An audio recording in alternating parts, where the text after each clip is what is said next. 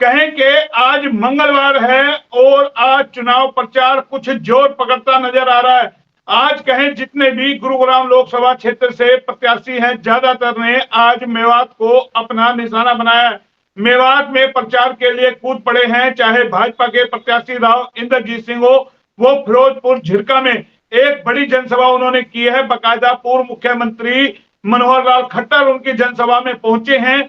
और उधर कहीं जो कांग्रेस के प्रत्याशी है राज बब्बर, उन्होंने भी आज नूह के अंदर अपना प्रचार शुरू किया है। साथ के अंदर जो है चौटाला परिवार से हैं अभय चौटाला, वो भी आज कहीं ना कहीं मेवात के अंदर है। तो तमाम लोगों ने आज मेवात को घेरने की कोशिश किया, क्योंकि बड़ा वोट बैंक वहां पर है, तो कोई भी मौका उम्मीदवार छोड़ना नहीं चाहते। लेकिन हम बात कर रहे हैं गुरुग्राम लोकसभा क्षेत्र की। दो प्रत्याशी यहाँ पर जो कांग्रेस और बीजेपी के हैं, उनमें एक कांटे का मुकाबला दिखाई दे रहा है कहीं ना कहीं। और जिस तरीके से जेजेपी ने अपना उम्मीदवार उतारा है फाजिलपुरिया को, वो भी प्रचार प्रसार में लगे हुए हैं। तो तमाम प्रत्याशी तकरीबन तकरीबन घोषणा हो गई है, उसी पे चर्चा करेंगे। लेकिन बड़ी चर्चा ये है कि राज बब्बर को लेकर के किस तरीके से जो चर्चाएं हैं कि वो बाहरी प्रत्याशी हैं, तमाम तरह के आरोप प्रत्यारोप का दौर शुरू हो चुका है, उसी में बातचीत करेंगे। लेकिन कद्दावर नेता अहिरवाल के दिग्गज नेता राव इंद्रजीत सिंह, जिनको भाजपा ने तीसरी बार मैदान में उतारा है, इस बार वो क्या छक्का लगा पाएंगे, ये एक बड़ा सवाल है। क्योंकि छठी बार वो लोकसभा के लिए चुनाव लड़ रहे हैं, तो क्या रुख होगा, सवाल बड़ा है। बॉबी राव जी आप उनके समर्थक हैं, और साथ के अंदर सुरेंद्र चौधरी जी नारनौल से हैं और विनय यादव जी है। इन तीनों से इस पे चर्चा करेंगे। सवाल आप इसे बॉबी राव जी, क्या राव इंद्रजीत सिंह अपनी पिच पर बब्बर को चुनाव लड़वाएंगे या बब्बर के लिए कोई नई पिच तैयार कर देंगे? आपको क्या लगता है? क्योंकि कल कैप्टन अजय सिंह यादव भी मिल गए, कार्यकर्ताओं की मीटिंग की, राज बब्बर वहां पहुंचे, तो क्या लगता है कल से हवा का रुख बदला है? मोहनलाल जी नमस्कार। मोहनलाल जी, ये लोकसभा का चुनाव है, कोई सरपंची का कोई पार्षद का चुनाव नहीं है कि कप्तान साहब ने मीटिंग बुला ली है और मीटिंग बुला के ऐलान कर दिया और भाई वोट गिरी जाएंगी।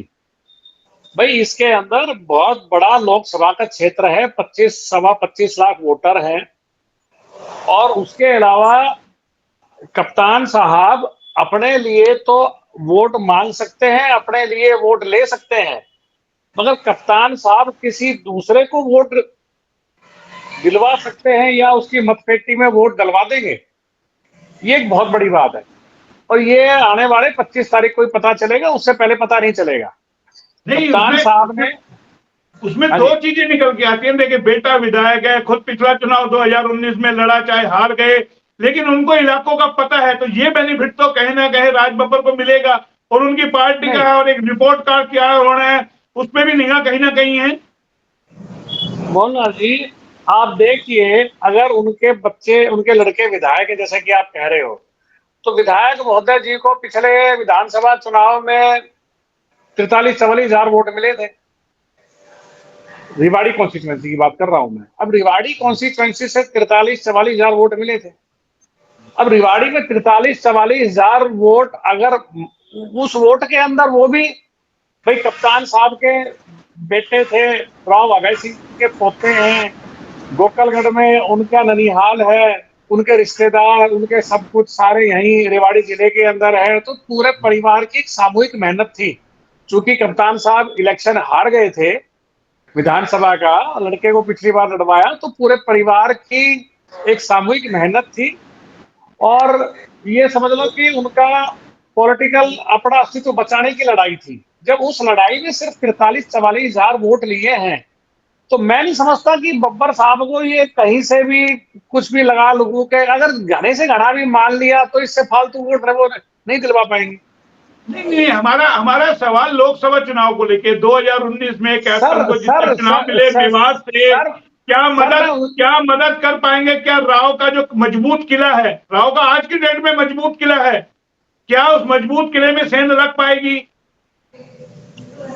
सर देखिए, मैं कप्तान साहब का जो कार्य क्षेत्र रहा है वो रिवाड़ी विधानसभा रही है। अब घूमने को तो आज राव साहब भी कभी मध्य प्रदेश जाते हैं, कभी गुजरात जाते हैं, कभी किसी किसी स्टेट में जाते हैं, तो वहां जाने का मतलब ये है कि थोड़ा बहुत मत जो है वो प्रभावित करते हैं, सारे मतदाता प्रभावित हो जाएं, ऐसा नहीं है। कप्तान साहब रिवाड़ी विधानसभा क्षेत्र से तो थोड़ा बहुत वोट दिलवा सकते हैं। आप सोचे कि कप्तान साहब पटौदी से वोट दिलवा देंगे, आप भूल जाओ। आप समझते हो कि बावल से दिलवा देंगे, बावल के सवाल ही पैदा नहीं है, बावल से दिलवा देंगे।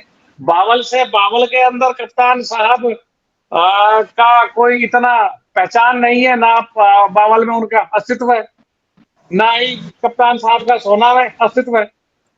अब कप्तान साहब भाई कितना डलवाएंगे ये तो आने वाले वक्त में पता चलेगा, मगर ये कि खाम खा का एक हाइप क्रिएट किया जा रहा है। कप्तान साहब मिल गए, कप्तान साहब आगे क्या लेकिन गोविंद राव जी, आज आपने देखिए सुना होगा फिरोजपुर झिरका में राव ने जितना सदा हुआ बयान दिया, कम शब्दों में अपनी बात कही, लेकिन आज एक कहीं ना कहीं जो कहें कि मार्मिक अपील कर दी 1857 की क्रांति का जिक्र करके कि मेरे पूरे परिवार का मेवात से रिश्ता रहा है बहुत पुराना, 1857 की क्रांति से। ये मार्मिक अपील क्या लगता है? सर ये मार्मिक अपील नहीं है। राव साहब ने गाय बगाए जब भी मौका मिला है। पटोदा में रैली थी, राव साहब ने तब भी कहा था, 23 सितंबर पटोदा में मनाया था आज से 2 साल पहले। राव साहब ने तब भी कहा था कि भाई मेरा मेवात से हमारा रिश्ता रहा है पुराना। नरेंद्र मोदी जी यहाँ पे आए थे रिवाड़ी, अभी ये एम्स के उद्घाटन में आज से कुछ महीने पहले। तो राव साहब ने जब उनके प्रचार के प्रसार के लिए भीड़ जुटाने के लिए तब भी मेवात के अंदर मीटिंग्स ली थी, तब भी राव साहब ने सेम बात दोहराई थी। तो ये ऐसी कोई नई बात नहीं है और ना ही कोई विशेष बात है। तो राव साहब लेकिन एक और चीज राव ने कही, आपने सुना हो तो गौर किया हो तो, 3 चुनाव का जिक्र किया। 2009 में मुझे 80,000 90,000 वोटों से जिताया, उसके बाद मुझे 2.5 लाख वोटों से जिताया, फिर मुझे 19 में 3.25 लाख वोटों से जिताया। तो इस बार मेवात मेरी जीत को बड़ी कर दे। क्या लगता है, मेवात से जीत बड़ी होगी? सर मेवात से आप बात सही कह रहे हैं कि मेवात से जो हमें अनुमान था पिछले बार भी कि वोट मिलेंगे, हमें इतना वोट नहीं मिल पाए थे। इस बार उम्मीद कर रहे हैं कि मेवात से अच्छी वोट मिलेंगी। राव साहब ने मेवात में काम भी काफी करवाए हैं, मेवात में जाते भी बहुत रहे हैं और मेवात पे हमें पूरा यकीन है कि इस बार जो जीत का प्रतिशत हमारा बढ़ेगा और जो जीत का वोटों का बढ़ेगा वो मेवात की तरफ से ही बढ़ेगा। अच्छा, जो पिछले दिनों वाक्य मेवात में हुआ था, क्या उसका कोई असर पड़ेगा आपको लगता है? क्योंकि राव ने उस वक्त बहुत अच्छा बयान दिया था, वाकई बयान की तारीफ हो रही थी, क्या उसका कहीं कोई असर नजर आएगा? सर देखिए, राव साहब की आज तक की जो 45-47 साल की राजनीति है वो एक दागपूर्ण, मतलब कि जिसपे बेदाग राजनीति रही है।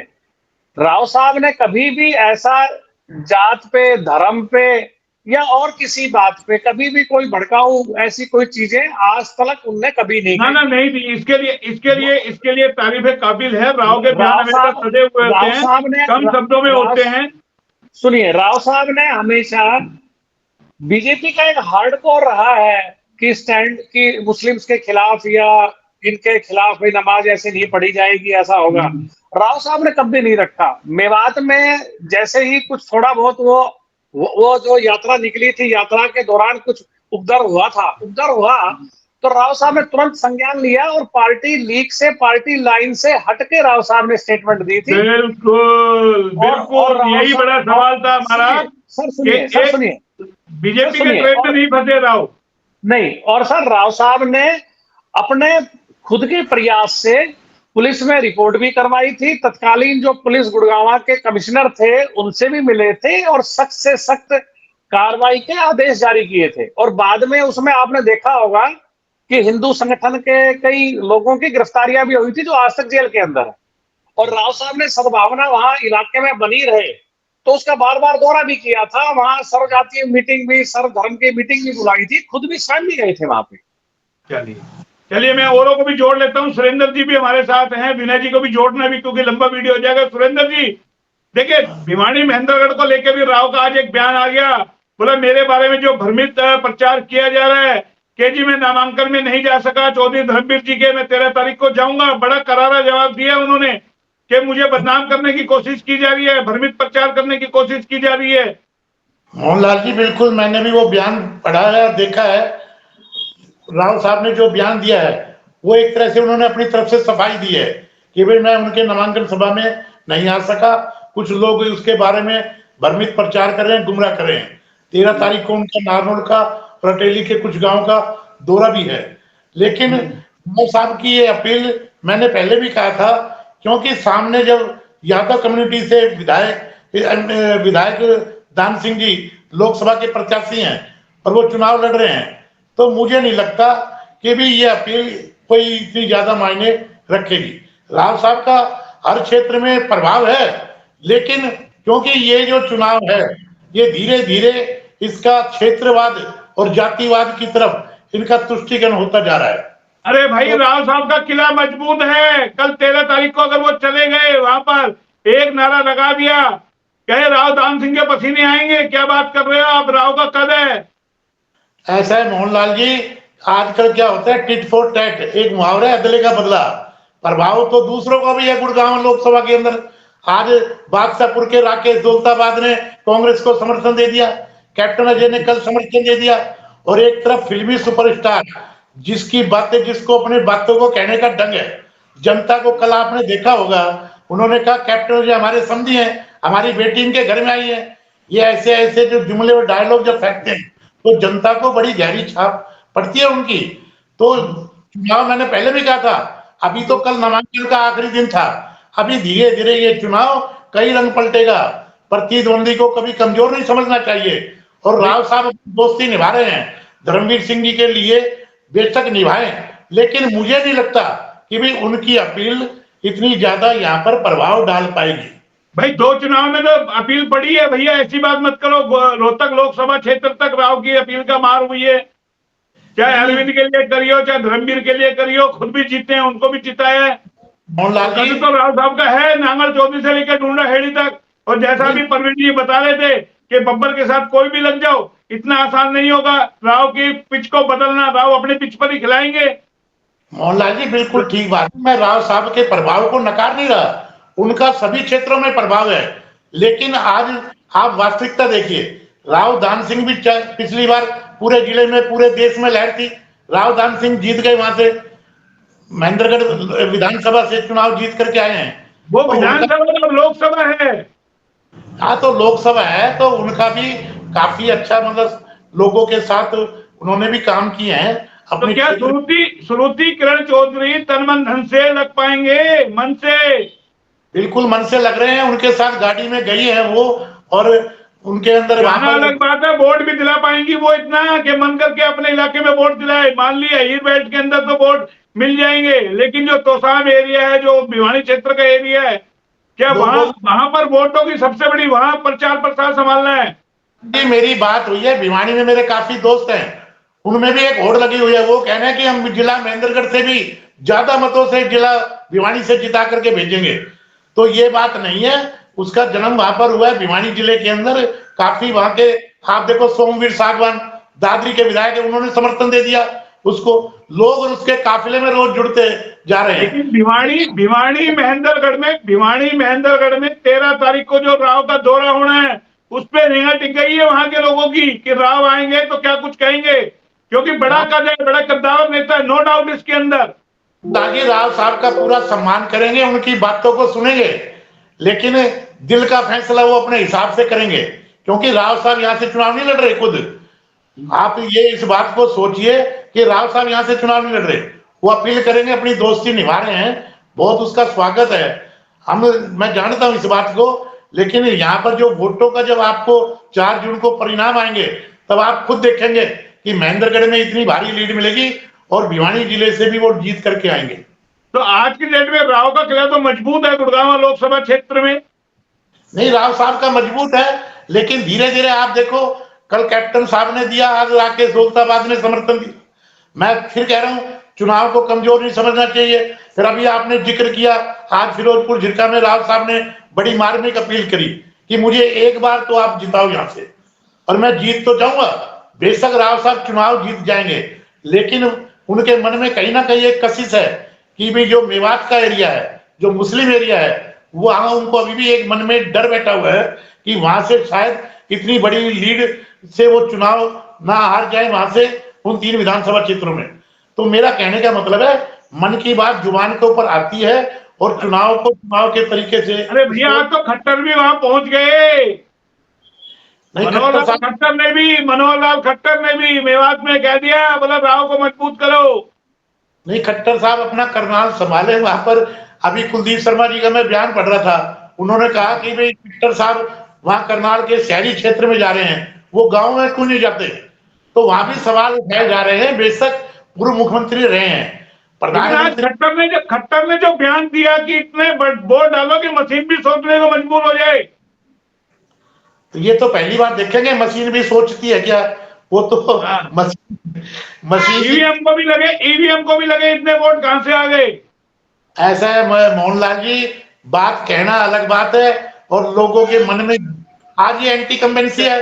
अगर मनोहर लाल जी अगर उनसे लोग संतुष्ट होते तो आप देखो ना, पीछे मोदी के नाम के ऊपर 2 बार हमारे यहाँ से एमपी बन गए और पूरे हरियाणा के अंदर सबने कहा जी मोदी जी के नाम पर वोट दीजिए। लेकिन आज क्या हो गया, आज वही जनता है, आज उनके विचार, उनकी उनकी बातें सारी आज विरुद्ध जा रही है। आप इस बात को देख रहे हैं ना, कहा है वो 400 पार का नारा जो 15 दिन पहले, अब की बार 400 पार। पिछले 15 दिन से कोई भी आपने किसी भी नेता का, भाजपा के बड़े से बड़े नेता का ये बयान नहीं सुना होगा कि अब की बार आज फिरोजपुर झिरका पे मंच पे नारा लगा है।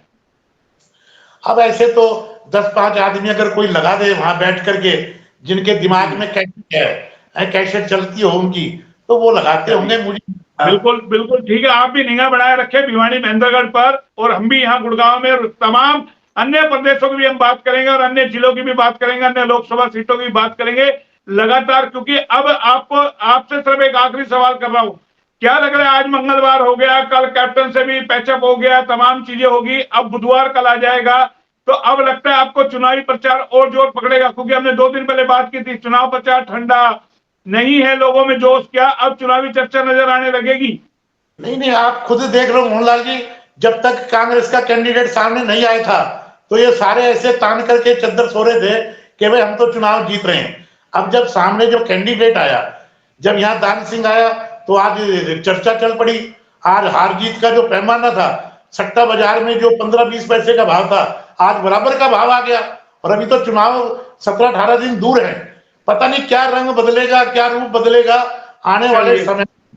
अभी बहुत कुछ। ठीक है, विनय जी को जोड़ लेते हैं। विनय जी, मेरा फिर वही एक आपसे सवाल, क्या राव अपनी पिच पर चुनाव लड़ाएंगे बब्बर को, या बब्बर की पिच पे जाना पड़ जाएगा? कोई ऐसे हालात स्थिति आपको लगता है आज की डेट में है? क्या आने वाले दिनों में समीकरण बदलेंगे? क्योंकि कल आप भी गुड़गांव थे, आपने देखा होगा कैप्टन ने कार्यकर्ता मीटिंग बुलाई, जो कुछ हुआ तमाम स्थिति लगातार खबरें आपके सामने हैं, दोनों को आपने सुन लिया।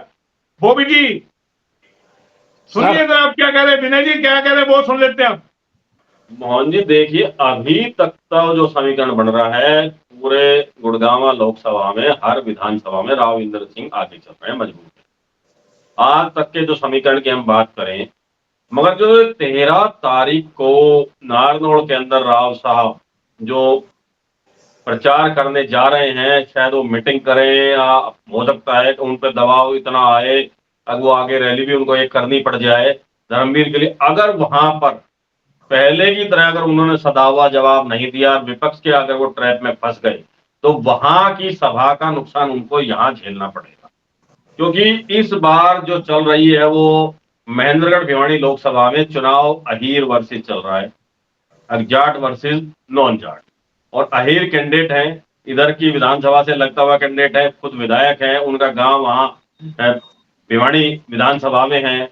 और अभी आप हमारे सुरेंद्र भाई ने कही किरण चौधरी की खुद की विधानसभा में सेकंड नंबर पे वोट बैंक राजपूतों का आता है, और राजपूत वहां के बीजेपी के खिलाफ हैं, वो इस बार कांग्रेस के साथ लगे हुए हैं। तो किरण चौधरी की मजबूरी है, अगर वो खिलाफत करती है राव दान सिंह का, मन से नहीं करती, तो आगे उसका खामियाजा किरण चौधरी को भुगतना पड़ेगा।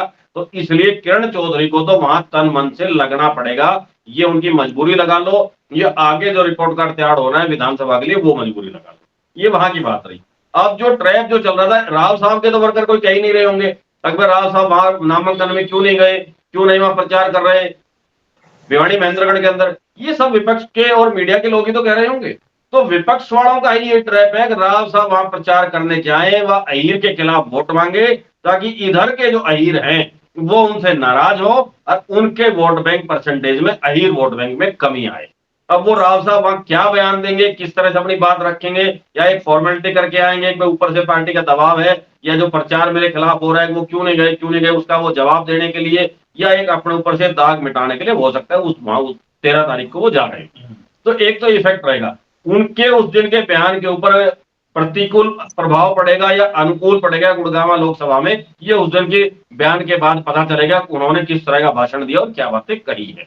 दूसरा, अभी आप बात करें गुड़गांव की, अब यहां भी धीरे धीरे जो चुनाव प्रचार जोर पकड़ता जा रहा है, तो पिछली बार से मुझे लगता है कि मुस्लिम वोट बैंक इस बार कम आएगा राव साहब को, जो पिछली बार आया था उससे कम डलेगा, क्योंकि पिछली बार पूरे देश के अंदर एक देशभक्ति की लहर थी, और जो कांग्रेस के जो कैंडिडेट थे ना, वो स्वयं से पहले ही हार मान के चुनाव लड़ रहे थे, वो जीतने के लिए नहीं लड़ रहे थे, वो इसलिए चुनाव लड़ रहे थे कि उनको पार्टी ने टिकट दी है, चुनाव लड़ना है, ये मजबूरी थी उनकी, उनको चुनाव लड़ना है। तो ना वर्कर उस हिसाब से लगे हुए थे और ना ही कैंडिडेट लगे हुए थे। तो इस बार जो प्रचार जो हो रहा है, पूरे देश की जो हवा चल रही है सोशल मीडिया के थ्रू, तो उससे लगता है कि मुझे मुस्लिम वोट बैंक पिछली बार से कम राव साहब को आएगा।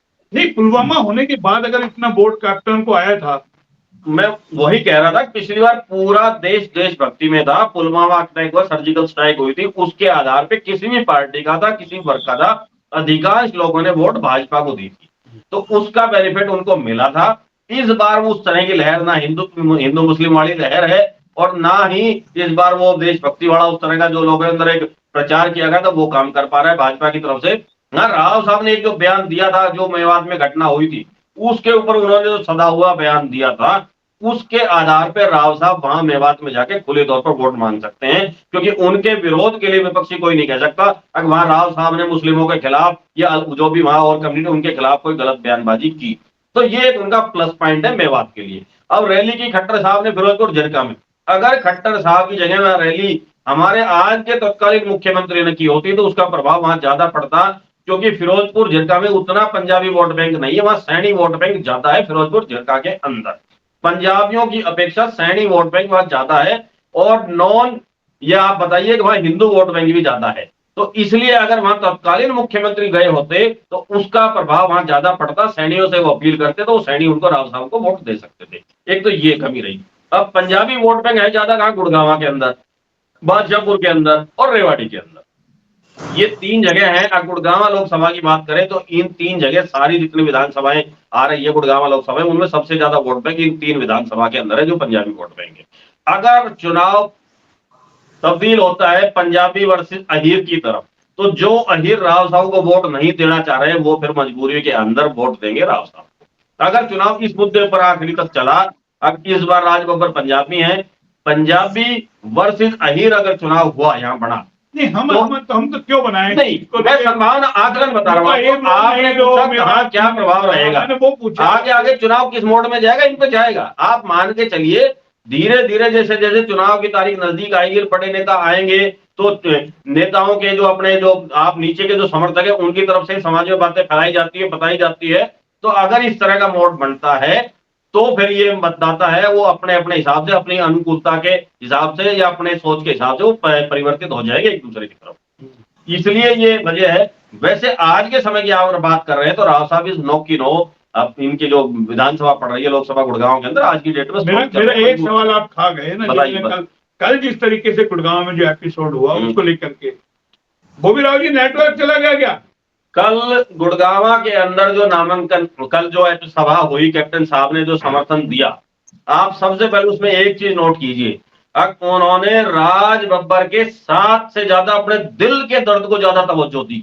जितना भाषण उन्होंने मैक्सिमम टाइम दिया वो अपनी मजबूरी, अपने दिल का दर्द, पार्टी ने जो उनकी अनदेखी कही उसके ऊपर वो ज्यादा अपने गीत गा रहे थे, अपना भाषण ज्यादा केंद्रित कर रहे थे, अपने आप को वो सुपीरियर दिखाने की कोशिश कर रहे थे, मैं बहुत सुपीरियर था, इसलिए फिर भी पार्टी ने मेरे साथ ये किया। मैं यही पूछ रहा हूँ, गुबार निकल लिया नहीं निकल लिया, जो मन में गुबार था, जो दर्द था वो निकल लिया, या भी लगता है आपको अभी बाकी है? जी, जिस तरह का कैप्टन अजय यादव का स्वभाव है, मुझे तो नहीं लगता उनका गुबार निकला होगा, क्योंकि वो अकेले में रूस के सो जाने वाले, नाराज होकर छुप जाने वाले नेता हैं। आप पीछे भी उनका रिकॉर्ड देखेंगे, हुड्डा साहब से जो उनके विवाद रहे, तो इसी तरह की वो करते थे कार्यशैली। फिर कुछ दिन बाद वो बाहर रहते तो फिर उनका परिवर्तित हो जाता था हृदय या बयान, वो पलट देते थे। चलिए बब्बर की स्पीच को कैसे देखते हैं? राव बब्बर ने जो बयान दिया बहुत ही मार्मिक अपील की। उन्होंने सारा दारोमदार अपनी जो उनकी नाराजगी थी उसको खत्म करते हुए कैप्टन साहब की झोली में डाल दिया।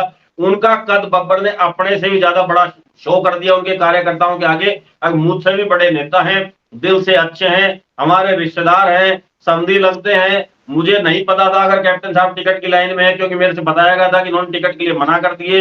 अगर ये टिकट की लाइन में होते तो मैं यहाँ से टिकट नहीं लाता, चुनाव नहीं लड़ता।